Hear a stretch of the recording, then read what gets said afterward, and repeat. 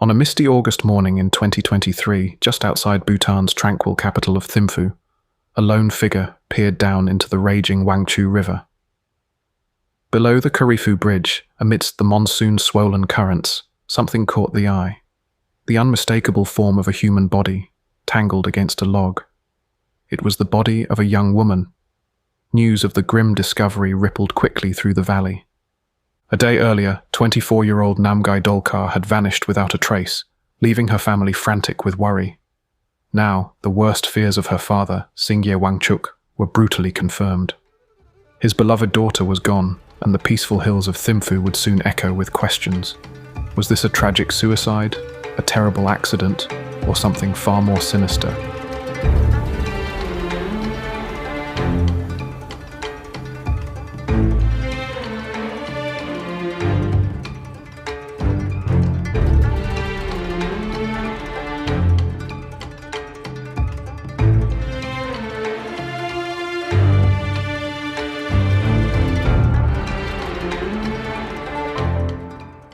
Namgay Dolkar was a bright, ambitious, 24-year-old woman living with her family in Thimphu, Bhutan's serene mountain capital. She had an easy smile and big plans on the horizon. A trip to Nepal with a close friend scheduled for September, and even long-term dreams of going to Australia to study or work. By all accounts, Namgay was full of life and looking toward the future, not someone anybody would ever suspect of suicidal intent. So when she didn't come home on the night of Sunday, August 13th, 2023, her father knew something was wrong. That Sunday evening, around 5:30 p.m., Singye Wangchuk had watched his daughter leave their house in the NPPF colony neighborhood of Thimphu. She said she was going out, but unusually, she hadn't specified where or with whom. As night fell and Namgay still hadn't returned, Singye's concern turned to alarm. He stayed up all night trying to call her cell phone over and over, but each time he was met with the same dread-inducing message. The number you have dialed cannot be reached. Hour after sleepless hour, the phone went unanswered. By dawn, Namgay's family was living every parent's nightmare. First thing the next morning, Monday, August 14th, Singye rushed to the Royal Bhutan Police to file a missing person report. Thimphu is not a large city, and Bhutan is a tight-knit society. It's the kind of place where disappearances are taken very seriously. The police immediately began piecing together Namgay's last known movements. They obtained her phone records, hoping for clues. Sure enough, the last outgoing calls from Namgay's phone had all been to one number, belonging to a 39-year-old businessman named Sonam Norbu. This detail stood out starkly. Sonam was not a family member or known close friend. He was, as it turned out, a married man with children who was allegedly involved in a secret romantic relationship with Namgay. In other words, he was Namgay's lover, and perhaps a forbidden one at that. With this revelation, what had simply been a missing person case took a darker turn in the minds of the investigators. Could this older, married boyfriend know more about her disappearance than he was letting on? Police lost no time in contacting Sonam Norbu. That same day, August 14th, they summoned him for questioning. At first, Sonam appeared cooperative and struck a sorrowful tone, portraying himself as a concerned friend. He admitted to officers that he knew Namgay. In fact, he eventually confessed that he and Namgay had been having an affair, despite him being married with a family. But when asked about the previous night, the night Namgay went missing, Sonam was adamant that he hadn't actually seen her. He told the police that Namgay had wanted to meet him on Sunday evening, so he dutifully booked a room at a local hotel, a place called Hotel Football, of all names, for a private rendezvous, expecting to see her. But according to Sonam, Namgay never showed up. He claimed he waited around, and when she stood him up, he cancelled the reservation and went about his evening elsewhere. To hear him tell it, he was disappointed and a bit confused at being stood up, but certainly had no idea what happened to her. It was a neat little story, and for a brief moment it might have given the police pause. Could it be true?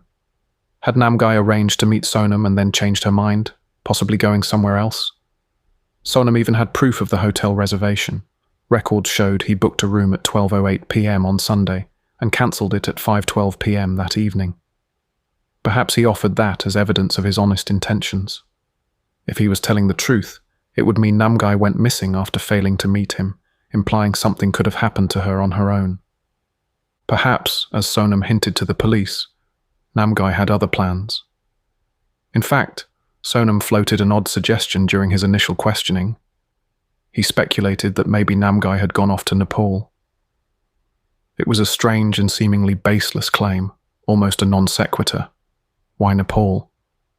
To investigators, it sounded like a feeble attempt to deflect attention. Maybe she's not missing in Bhutan at all, officer. Maybe she took off on a trip. It wasn't convincing. What Sonam didn't know was that the Royal Bhutan police were already verifying his alibi. Singye Wangchuk and the rest of Namgay's family had given police every detail they could remember, including that Namgay left home around 5:30 p.m. Sunday. If Sonam was telling the truth that he never met her, then where did Namgay go at that hour? Investigators fanned out to retrace her steps. They found a promising lead quickly. CCTV cameras near the NPPF colony captured footage that evening, which the police meticulously reviewed. Remember, Thimphu is a modernizing city, and many streets have surveillance. Sure enough, on the grainy footage time-stamped around 5:08 p.m. on August 13th, a familiar vehicle appeared. Sonam Norbu's dark-coloured Toyota Prado SUV was seen driving toward Namgay's neighbourhood. At 5:15 p.m., that same vehicle was recorded parked near the entrance of the colony, and a figure resembling Namgay was caught on camera crossing the road toward it.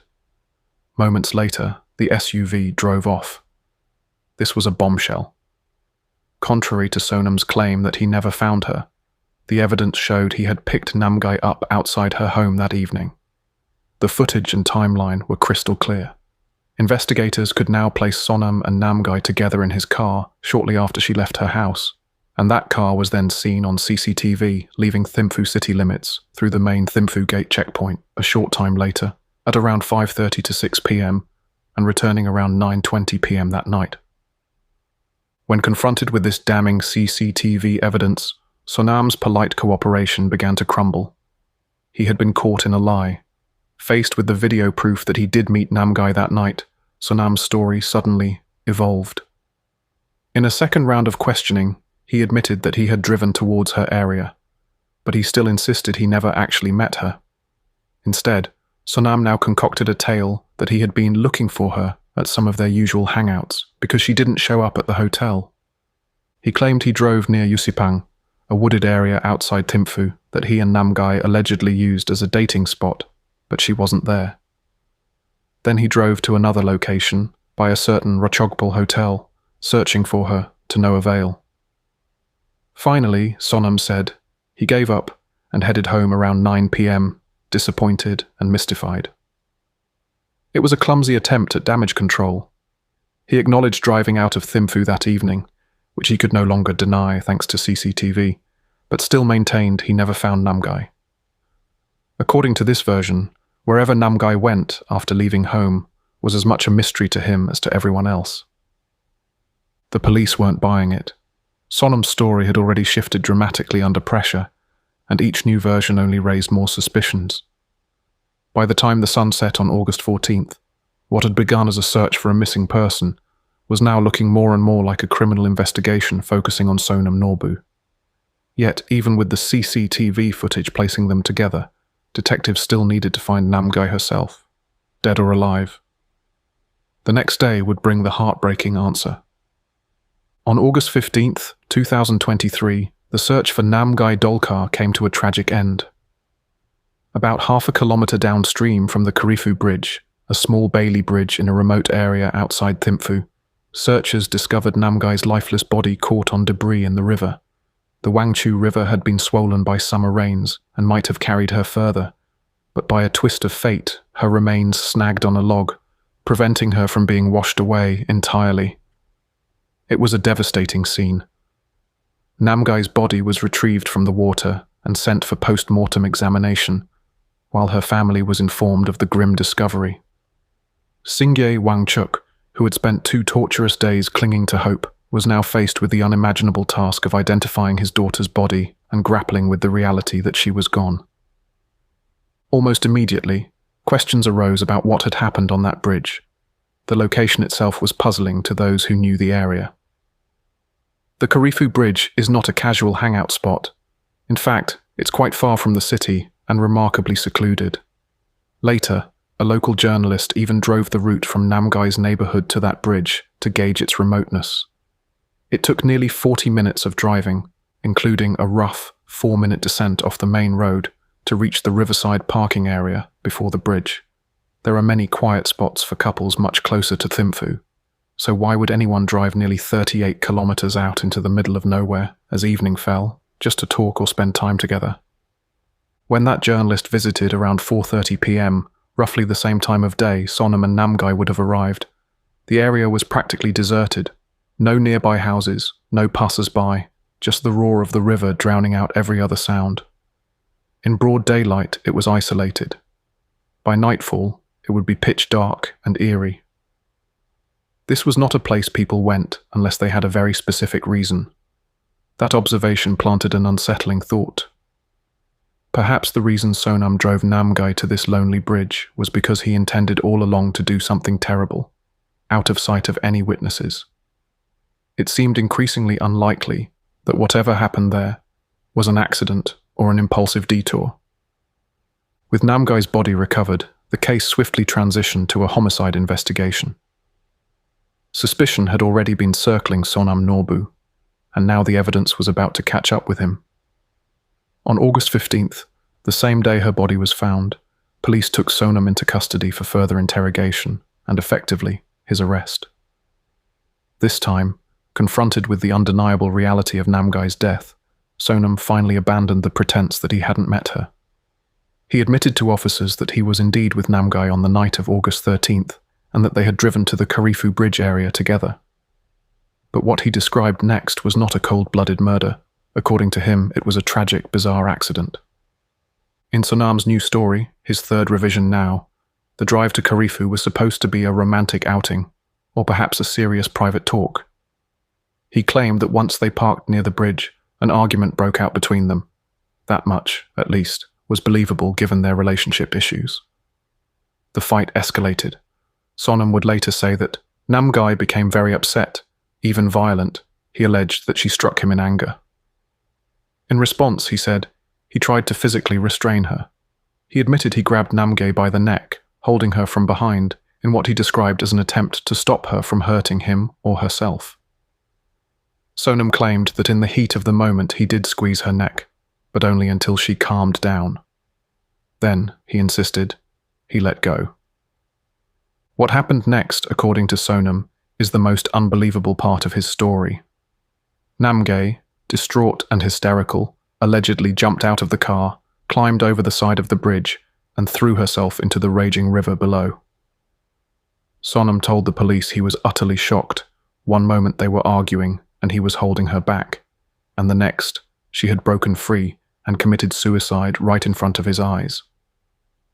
He claimed he panicked. In a state of fear and confusion, he said, he did the worst possible thing, nothing.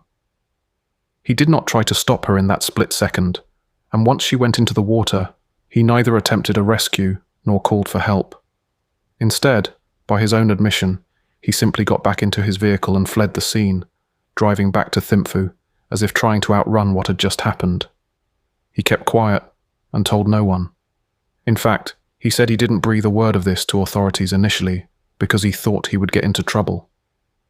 It was a staggering tale, one that tried to recast Sonam not as a killer, but as a hapless man who lost his lover to suicide during a chaotic lover's quarrel.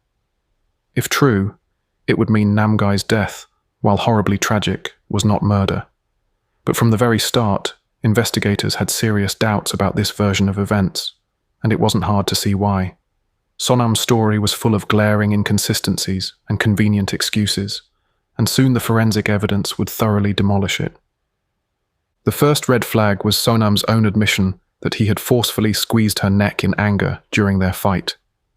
Even if one were to believe that he let go of her alive, this was already an acknowledgement of violent conduct. More importantly, the autopsy results now spoke louder than any of Sonam's words. The post-mortem examination revealed that Namgay Dolkar's cause of death was asphyxia. Specifically, strong, sustained pressure to her neck and mouth. In simpler terms, she had been strangled and possibly smothered, and critically, she was already dead before her body ever hit the water below. There was water in the river, but not in her lungs. The medical examiner found telltale signs of a violent, sustained assault. Multiple bruises all over Namgay's body, including on her neck, jaw, upper chest, shoulder, and even her left arm and thighs, including the inner thigh. There were marks consistent with strangulation and smothering, the kind of injuries that don't happen from a brief scuffle or a single moment of rage. They indicated a prolonged and forceful attack, one in which Namgay fought desperately for her life. If she had simply jumped off the bridge, as Sonam claimed, none of these specific injuries would make sense. In fact, the extensive bruising on Namgay's inner thighs suggested she might have been forcefully held down. The marks on her face and neck showed someone pressed a hand over her nose and mouth while compressing her throat. This was not an interrupted suicide attempt. This was killing by suffocation. As one local newspaper starkly put it, Namgay's injuries pointed to a violent and forced death, wholly inconsistent with Sonam's tale of a spur-of-the-moment suicide. Investigators also considered Namgay's state of mind and recent behavior to see if there was any credence to the idea she might have been suicidal. They found nothing of the sort. On the contrary, interviews with her family and friends painted a picture of a young woman who, while possibly stressed by relationship turmoil, was fundamentally optimistic and future-focused. Friends testified that Namgay had been actively planning exciting travels and opportunities just weeks before her death, hardly the actions of someone about to end her life. There were no reports of prior suicide attempts, no notes left behind, no evidence of any mental health crisis that could drive her to such an act. In Bhutan's close community, that kind of personal struggle would not likely go entirely unnoticed. Namgay's loved ones vehemently rejected the notion that she would ever kill herself. Hearing Sonam now paint her as suicidal felt like an insult to her memory, and perhaps a last-ditch bid to save himself. As the weight of evidence mounted, the Royal Bhutan Police and the prosecutors from the Office of the Attorney General became convinced of what had happened.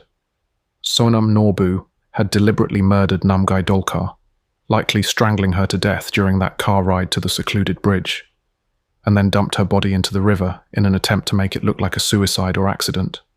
Everything else, the lies, the evolving stories, was just him trying to cover his tracks.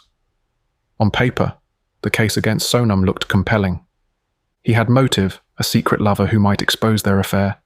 He had been the last person seen with her, he lied to police repeatedly, and the forensic and circumstantial evidence aligned with a scenario of murder and cover-up. There were no other suspects.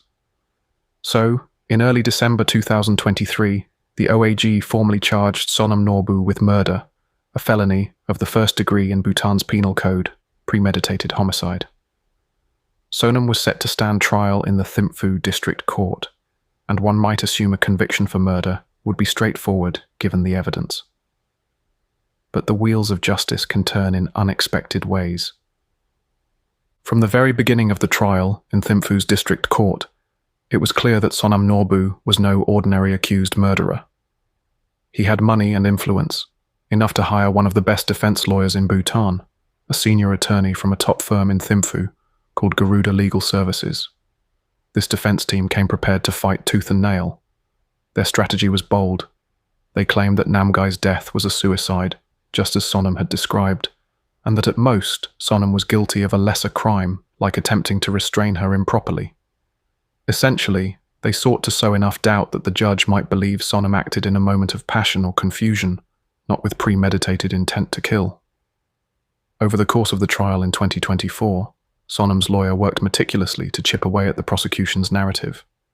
He attacked the forensic evidence, suggesting that maybe the injuries could have occurred in a panicked struggle or from the fall into the river. He pointed out that there were no eyewitnesses to what happened in the car. He noted that the forensic analysis, while strongly indicative of homicide, did not capture the exact moment or mechanism of death with absolute certainty. On cross-examination, the defense tried to highlight any tiny ambiguity. For example, could the pressure on Namgay's neck have been applied in an attempt to prevent her from jumping rather than to kill her? Could some bruises have come from her hitting the water or rocks, despite the autopsy saying she was dead beforehand? The defense even went so far as to question Namgay's mental state, implying that she had been emotionally unstable. They hinted that she might have had a history of threatening self-harm during fights with Sonam. In short, they tried to put Namgay, the victim, on trial as much as Sonam. It was a tactic aimed at planting the seed of doubt. If the judge believed there was a real chance Namgay might have leapt to her death, then murder would not be the appropriate verdict. The prosecution, led by the OAG, countered forcefully. They laid out a comprehensive timeline of that fateful day. The telegram messages on August 12th, where Sonam asked, "When shall we meet tomorrow?" indicating he set up the rendezvous. The cancellation of the hotel booking at the exact time Sonam was seen picking Namgay up, showing that the hotel plan was likely a ruse. The CCTV footage that contradicted Sonam's initial lies and proved he picked her up and drove out of Thimphu with her. The fact that Namgay's phone was never found, suggestive that someone, likely Sonam, disposed of it to destroy evidence of their communications. Investigators had recovered some of their chat history through telecom records and witnesses. They revealed that Namgay had often threatened to expose the affair to Sonam's wife and colleagues when they argued. There were texts that hinted at jealousy and insecurity on both sides, and frequent fights in the weeks leading up to the incident. This affair was anything but stable. It was a ticking time bomb. The prosecution argued that by August 13th, Sonam had a clear motive to silence Namgay. He was desperate to keep his double life from blowing up. He had told Namgay repeatedly that her insistence on being with him was torturing him and causing trouble at home. The pressure on him was immense: a wife, children, and a reputation to protect versus a young lover who was unwilling to quietly disappear from his life. It was the classic recipe for a "if I can't placate her, I must eliminate her" decision, the prosecutors implied. As the trial progressed, Namgay's family sat through excruciating testimony. For Singye Wangchuk, hearing the defense paint his daughter as an unstable woman who jumped to her death was almost too much to bear. He knew his daughter. The idea of her committing suicide, especially in front of someone she cared about, rang completely false. There were emotional moments when family friends testified about Namgay's upbeat personality and future plans, directly refuting any notion that she was suicidal. A close friend recounted how excited Namgay was about their planned trip to Nepal the next month, and how she had even been talking about pursuing opportunities in Australia. The friend's voice quivered as she essentially spoke for the dead. Namgay wanted to live. She had so much to live for. Singye himself could only shake his head in the courtroom when Sonam's lawyer insinuated that Namgay had perhaps threatened to kill herself during fights. It was an offensive claim, but the defense was grasping at anything. Meanwhile, the forensic pathologist took the stand to deliver the scientific findings. He methodically described the bruises and marks on Namgay's body, the patterned abrasions on her neck and jaw that indicated fingers, and a palm pressed hard against her throat and mouth, the hemorrhages in her eyes, classic signs of asphyxiation. This was not a tentative grab or a momentary chokehold. It was a sustained throttling. The expert testified that, in his professional opinion, the cause of death was manual strangulation, possibly combined with smothering, and that Namgay was most likely dead before any fall from the bridge could have occurred. This directly contradicted Sonam's account that she was alive and chose to jump. The prosecution also highlighted how Sonam's behavior after that night was not that of an innocent man overwhelmed by a lover's sudden suicide. It was the behavior of a guilty man covering his tracks. He had deleted all his chat history with Namgay from his phone, later telling police it was because the messages contained foul language. He lied about where he was that evening, even dragging in an alibi about visiting his sick mother-in-law earlier, which was true, and then implying he was home the rest of the night. And most damning, after supposedly witnessing the woman he loved jump to her death, he did nothing. No calls to emergency services, no alert to villagers, not even an anonymous tip. Instead, he went home and pretended none of it happened. What kind of person does that? The prosecution asked rhetorically, unless he had something to hide. Despite the strong case, Sonam's defense managed to score points by harping on one theme: premeditation, or the supposed lack of it. In Bhutan's legal system, the distinction between murder and voluntary manslaughter hinges on premeditated malice. Murder, a first-degree felony, means the killer had a prior intention to kill, whereas voluntary manslaughter, a second-degree felony, is when someone kills in the heat of passion, without prior intent. In essence, was this killing planned in advance, or was it an impulsive act provoked by emotions? The defense argued passionately that Sonam never planned to hurt Namgay that day. Yes, he met her, and yes, a fight happened, but they claimed it was Namgay who grew violent and irrational. They portrayed Sonam as a man who, at worst, lost control for one terrible moment when provoked, but did not set out with a murderous plan. They pointed out that no one could prove what was in Sonam's mind when he drove to that bridge.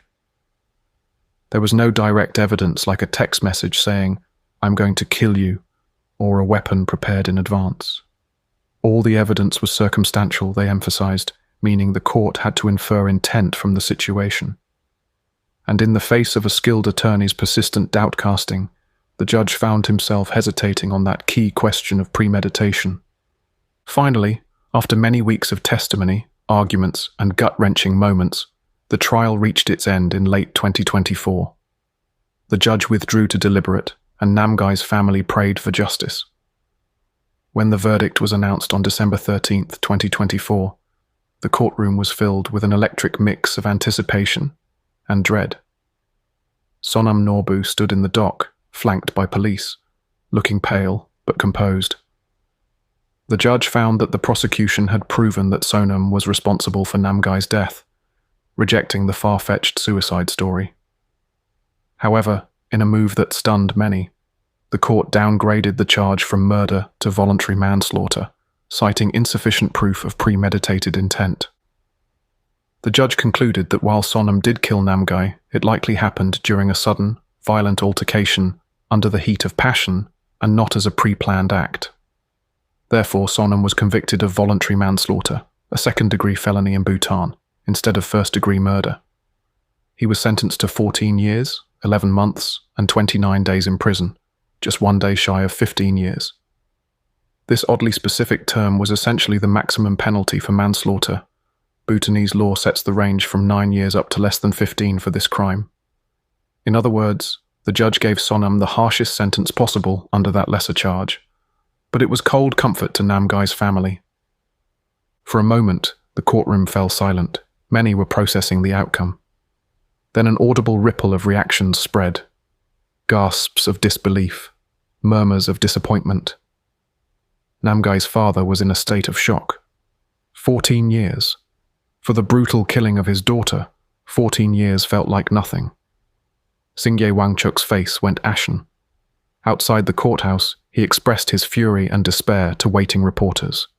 If this is the legal standard in Bhutan, then tomorrow anyone can kill anyone, claim they did it in a fit of anger, and get away with minimal sentencing, he said bitterly, condemning the verdict. To Singye, calling what happened to his daughter a mere crime of passion was an outrage. In his eyes, this was a cold-blooded murder, and the killer deserved life in prison. Singye publicly urged the prosecutors to appeal immediately. "I am not satisfied with the verdict, and I want the Office of the Attorney General to appeal the case for a murder charge and life imprisonment, as there are multiple strong evidences for the murder of my daughter," he insisted. He was even prepared to go to the OAG office himself to make this plea in person. As he spoke, his grief and anger were palpable, a father seeking justice in a system that he feared had just failed his child. He wasn't alone in his reaction. The Bhutanese public, too, erupted in outrage when news of the verdict spread. On social media and in conversations across the country, people vented that a sentence of just over 14 years did not fit the crime.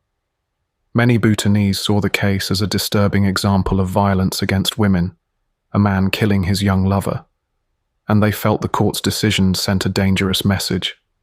It looked like someone had literally gotten away with murder by convincing the court it was an act of passion. Voluntary manslaughter, to many, that sounded like the court was sympathizing with the killer's anger rather than the victim's suffering.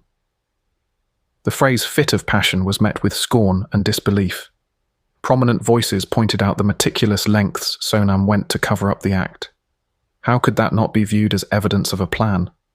As one commentator noted, the judge seemed to have examined the trees in detail but missed the forest, focusing on what wasn't 100% proven, the exact pre-planning, while overlooking the overwhelming big picture that screamed murder. It didn't help perception that Sonam Norbu had been able to afford a top-tier defense attorney. Some wondered if an average person without connections would have gotten the same benefit of the doubt. Sonam's family, for their part, painted him as an upstanding man, a good husband, a doting father, a responsible businessman, who made a tragic mistake. They pleaded that he was not a cold-hearted murderer, just someone who lost control in a fraught situation. But Namgay's family could not disagree more vehemently. Under mounting public pressure, and driven by the bereaved family's appeal, the Office of the Attorney General did indeed take action. The OAG formally filed an appeal to the High Court, challenging the District Court's manslaughter verdict and seeking a conviction for murder, which carries a much stiffer penalty. Interestingly, Sonam Norbu himself also appealed the judgment, albeit for very different reasons. Through his lawyers, Sonam filed a counter-appeal seeking to overturn his conviction altogether, or to get an even lighter outcome. He still maintained his innocence of murder, clinging to the narrative that Namgay's death was effectively a suicide, and that he never intended to kill her. So as 2025 began, both sides were headed to the High Court of Bhutan for a fresh review. The prosecution arguing the crime was premeditated murder, and the defense arguing it was not murder at all. The High Court appeal was heard by a panel of judges in what Bhutan calls the Reldry Bench of the High Court in early 2025. Over several sessions, the High Court judges pored over the evidence anew, the same evidence the lower court had seen, but with a fresh lens and the benefit of written arguments from both the OAG and Sonam's high-powered attorneys. By this point, the case had gained significant national attention. True crime cases are relatively rare in Bhutan, and this one had all the elements of a lurid saga that had captured public interest. A secret affair, a gruesome murder, twists in court, and an outcry for justice. The High Court was well aware of the public scrutiny, but ultimately they had to go by the law and evidence presented. On March 27, 2025, the High Court delivered its verdict, and it was a dramatic reversal of the earlier decision. Sonam Norbu was found guilty of premeditated murder and sentenced to life imprisonment. In the courtroom that day, there was an audible collective sigh of relief from Namgay's family and supporters. Singye Wangchuk, who had attended every hearing despite battling depression, quietly clutched a pendant with his daughter's photo as the judgment was read. Outside, he told a reporter that justice had been done by the High Court, and that he hoped Bhutan's Supreme Court, where Sonam could appeal next, would uphold this outcome as well. He added gravely that if such a punishment is not given, then more of such crimes will occur, reflecting his belief that a strong message needed to be sent to potential perpetrators of domestic violence or similar crimes. In a detailed judgment, the High Court judges explained their reasoning, and it essentially came down to putting all the circumstantial pieces together into a coherent whole. They emphasized that under Bhutan's Evidence Act, even without a direct eyewitness or confession, a collection of corroborative circumstantial evidence can overwhelmingly point to guilt. The High Court agreed that there was no single smoking gun piece of evidence, but they argued that you didn't need one in this case, because the entire mosaic of Sonam's actions proved his intent beyond a reasonable doubt. They reinstated the murder charge, classifying it as a first-degree felony with a punishment of life imprisonment. Life imprisonment in Bhutan means exactly that, spending the rest of one's natural life behind bars, barring any royal pardon or extraordinary circumstance. For Sonam, now 39 years old, this was effectively a death-in-prison sentence. The High Court also ordered Sonam Norbu to pay roughly $6,000 to Namgay Dolkar's family to cover the costs of her funeral and related rites. This amount had to be paid within 1 month of the verdict. It's a custom in Bhutan meant to provide some tangible support to grieving families, although of course no amount of money can truly compensate for the loss of a child. For Singye Wangchuk, the money was the last thing on his mind. What mattered to him was that the court had finally called his daughter's death what it was, murder, and had punished the man responsible accordingly. As for Sonam Norbu, he now faced the rest of his life in a prison cell, a drastic turn from the 14-year term he had briefly been given. However, his fight to avoid that fate wasn't quite over. True to Bhutan's legal process, Sonam appealed once more, this time to the country's Supreme Court. In April 2025, within the 10-day window allowed for appeals, Sonam's lawyers filed the papers to challenge the High Court's judgment. The appeal would be heard by the Supreme Court, Bhutan's highest judicial authority. As of this story, that appeal is still pending, and it remains to be seen if the Supreme Court will uphold the High Court's ruling or modify it. Singye Wangchuk has expressed his hope that the top court will affirm the life sentence so that his daughter's soul can truly be at peace. He has been frank about his own condition. He suffers from deep depression ever since losing Namgay. He says there is not a moment I do not think about my daughter, and that he is barely functional without her. For him and his family, the legal battle has been draining, but they feel a measure of vindication after the High Court's decision. In a final act of closure, a Buddhist ritual was conducted by Namgay's family after the High Court verdict, to pray for her soul's peace and to mark the deliverance of justice. They scattered ritual offerings into the Wangchu River, not far from where she was found, as monks chanted prayers. The river flows on, a silent witness to the secrets it carried that night. But now at least, those secrets have been laid bare for all to see.